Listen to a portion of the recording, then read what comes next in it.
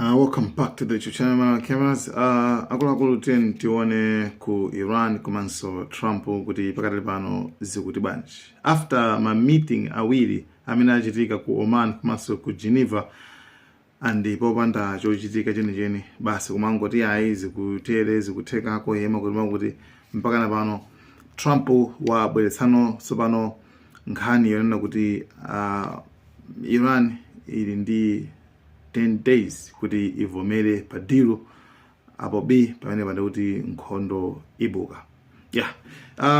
Chachitika kwenikweni nchonena kuti Trump wasintha settlement chifukwa poyambirira anapereka 2 weeks koma poyambirira pamene anapereka ndi 2 mwezi wanthu kuti Iran should make a deal.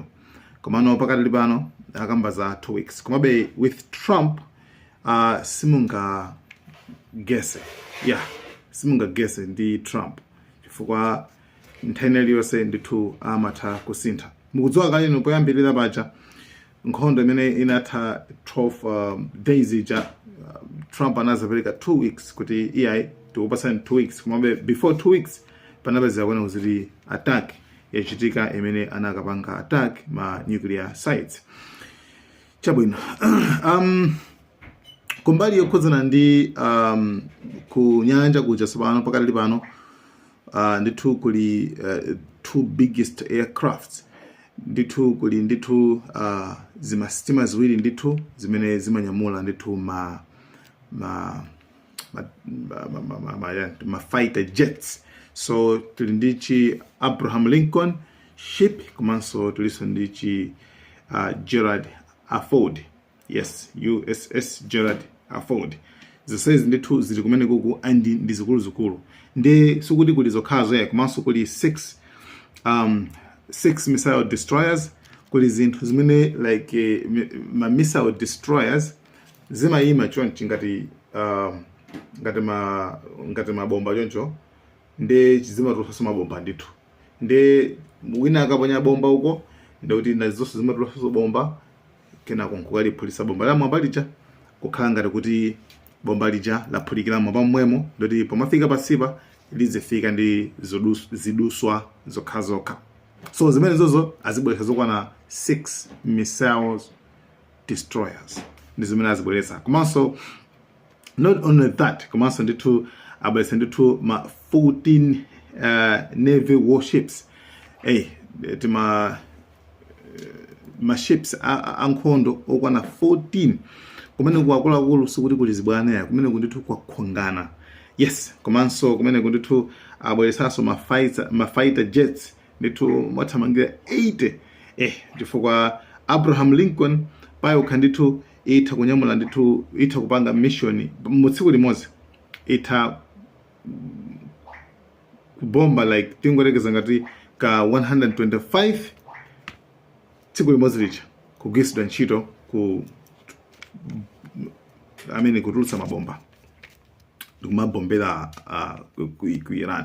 So meaning kwenda kuti zimene akunzekera apapa kuti nkhondo iyi ikangoyamba nkhondo sitenga ndithu masiku ochepa yayi komano itenga masiku ochulukirapo. Iwo ngati kuti tingolekeza ngati kuti zinthu zimene zizi sizinaphulitsidwe chifukwa actually ndikuti pakufunika changu chonena kuti ngati afuna kuti nkhondo iyi ayiwine ndikuti pafunika changu chonena kuti akhale amenye and pasapezeke kuti pali mabomba ena amene akubwera chifukwa mabomba ako akangochoka kumkungufumira nangasaya wali madzi right kwinaku geographically ku Iran kuli mapiri machanchano kundo kusanga bwere ndithu abasi tiyende mapiri mwakuti zavuta kwambiri uku kuli nyanja uku kuli mapiri. You see, that's it. So sizingathe kuti anene kuti tiyeni basi tiyende tilowe mu Iran mmene mumo zavuta kwambiri kose koloweraku uku kuli nyanja uku kuli mapiri and abangira bwanji.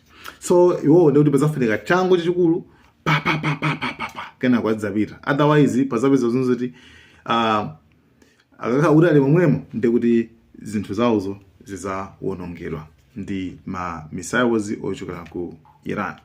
So nkhani imene yachitika kwenikweni ku Iran ndionena kuti kuboma iwo angotumiza kalata yopita ku UN kwadziwitsa kwana kuti it's a warning, direct warning, kwani zoti mwauza Trump kwana kuti ife kungopangidwa attack muzoti chine chonse cha ku America mu region mwathu ndoti sichili safe.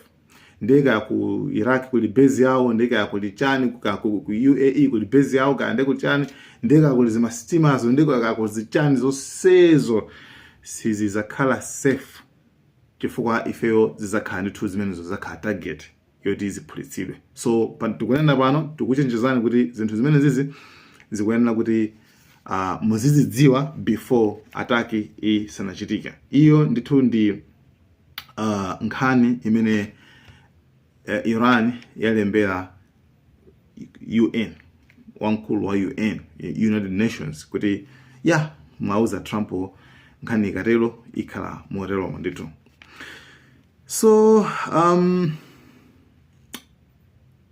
tiyang'ane kuti America imakamaka kuti chifukwa definitely ma discussions, ma talks amene akuchitika papa zokuti atha kumvana ndi zokayikitsa. Why nzokayikitsa? Number one, chifukwa kuti pali malire amene Iran ikunena kuti apatayika malire.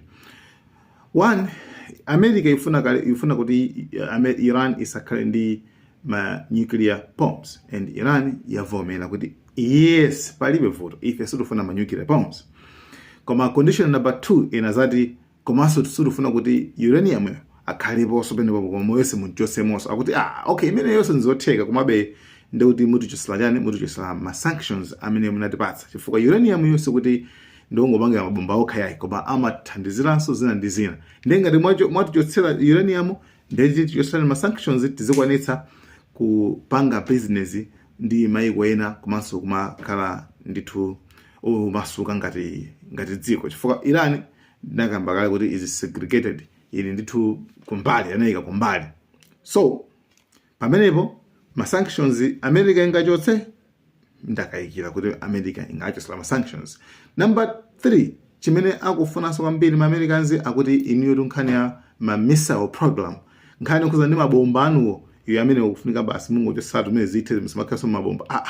Zitheka bwanji Iran ena kuti imene ndeti ndi red line pamenepo ndoti sizingatheke. Meaning kwenda kuti ma negotiations awo ndoti ndiosatheka ngati Iran ikwenda kuti izi sizingatheke America kuti koma pafunika mupange izi ena akuti izi kupasete ngalole kuti tikhala opanda zida manyuki amalikaniza ifeso mabomba ena niwo tikhala opanda nawonso ndi misinga kuye ndoti pa ichimwe ufuna chani kuti amazafika amala amazafika potopa kuti iwe ufuna moyo wanga, iwe ufuna moyo wanga, ufuna chani? Zitumbuwa ndakugulira, mandazi ndakupasa, tii ndakupasa, ufuna chani sopano? Ufuna moyo wanga. Yes, ndi pakati pano Iran ili pa point imene kuti akulu mufuna moyo wanga. So anyway, sizitheka completely sizitheka nkhani imene tiwale zimene zonse. So tsono USA kuti ipange attack ibanga banje choyambirira USA ma options amene nawo patebulo, it's either akulu boma, that means supreme leader amene Ayatollah Ali Khamenei amene chayo amene angakhale target ndi akulu ena boma kuti apha amenewo kenako ndi kuti yes pano kuti afila zoti zatheka. Ngati sangabwera ndi option imene ndi kuti akuyenera kubwera ndi option yomapita kuma malo amene kumapangidwa ngati ma program amene azanyukiri yawo ndi kuti kumeneko kumene angapite ndikukaphulitsa apo kenako atha kupita ku ma military bases ku military base, ma military base kwa asilikali kongophulitsa amene kujako then ndikuona kuti apanga bwanji. So zinthu zimene zizi kuti nkhondo iyambike ndikuti definitely ndikuti Iran ikuyenera zakhala yochenjera kwambiri pongophulitsa masitima mwachangu chifukwa kungozisiya ndikuti zilipo zambiri and padzakhala kuti ataki yake idzakhala yotalika kwambiri. So umonde mmene ndithu apangira anthu amene wawa. And by the way ku Taliban imene kuli side kumene kuja kumene Americans anakanika kuja mpaka anasiya zida kumene kuja yanena kuti ifetu apo I think titha kuthandizira Iraniyo kuti tione kuti panga bwanji fuka izizi sizoona ya Hezbollah yana kuti ifeso ndithu tithandiza Iraniyo so anyway sometimes yankhanda ezimakhazo zikhapa ku Russia yankhulaso ifeso sitingasiya Iran makuti kumana zinthu ziyambochitika pamazakhala ka silence kenakake so mondimezi makhala koma most of the times Iran imauza kaye kuti digani kayewezi chifukwa pasakhale ngati chipwirikiti kwenikweni kuti makuti amazati tadigani kaye itukuza nthawi yanu ikanani nthawi yanu ikakwana. So Israel uku erusa statement akuti ife akangoti panga attack ife ndio tibwezera Israel mukuthamanga kwambiri. Israel suri mungapanga attack ngati simungapanga attack Iran imenera policy yake onozoti ife tima nkhani ife ndiku retaliation kubwezera basi koma suri sitingambe anthu ena basi out of nowhere kungoti nkhani ife ndikubakhala kubwezera inu mwapanga attack ife tibwezera mwapanga attack ife tibwezera nkhani iwe ngati mwapanga attack ndi uyezembekezera kuti akubwezera ndithu right. So izo ndi zimene ndithu zili kumene kuku tionenso kuti afterwards and zikhale bwanji zosalaka zikhale bwanji koma noma update akusana ndi ku Iran pakali pano ndi amenewa. Iran sikubweleraso mbuyo yanakayeso kuti sikuopa and ngati mufuna nkhondo tiyeni ndithu nkhondoyo timenyane yes and achenjeza kuti Trump samali kwambiri chifukwa ifeso we are well prepared. Guys, thank you so much. Malawian Cameras.